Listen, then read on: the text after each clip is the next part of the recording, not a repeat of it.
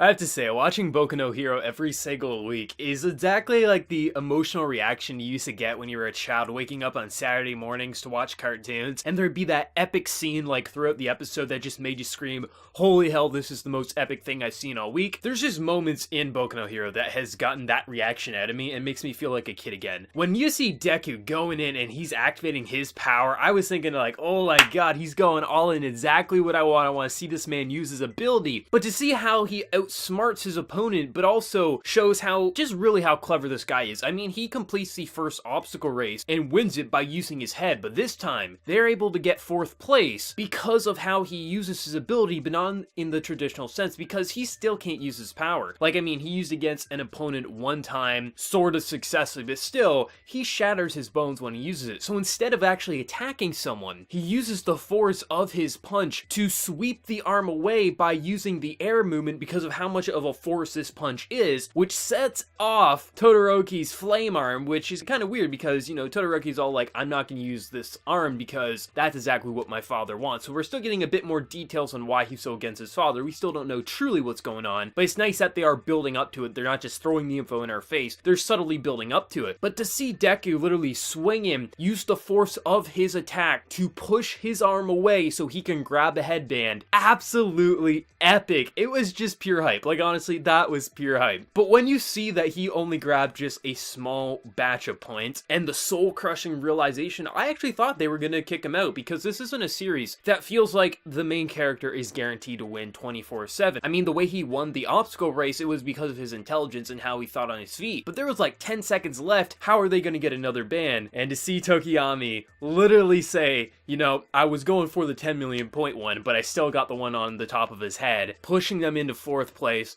Teamwork makes the dream work. I absolutely love how this little tournament arc is really pushing the idea of teamwork, because so many of these battle shonens they're one-man shows. Like, they try to make it feel like a team effort, but it's a one-man show at the end of the day. There's always that overpowered character who can always save the day, save all their friends. And I love how they're building up, you know, teamwork and trust, and how all the individual characters truly don't know each other's powers 100% yet. Some of them have little tricks up their sleeves, and just throughout the episode, you get a non-stop, just plethora of scenes where you're just kind of thinking like, I thought I knew everything about this character, and then he just pulled a fast one. The amount of times that you just see like Bakugo just go all in, shattering expectations and dreams, pushing back up in that top 4 spot. There's just so many moments throughout this episode that just had high octane just action scenes, but it's so great to see the characters work together and just kind of learn and grow together. And there's so many times where you don't know who the hell is going to be in the top 4 placement, and to see the final outcome, I mean, sure, it's typical. You would expect at the end of the day, yeah, sure, of course, all these main central characters are going to be in there, but there's plenty of times throughout the episode that you have no idea, is Bakugo's team going to get eliminated? Is Deku's team? Like, who the hell is going to be up there? And I love the final of his execution of that final placement, and if you watch after the credits there, Deku's mom's just crying the exact same way Deku was in the tournament there. Absolutely funny, like mother, like son. The episode overall, like, they're making this seem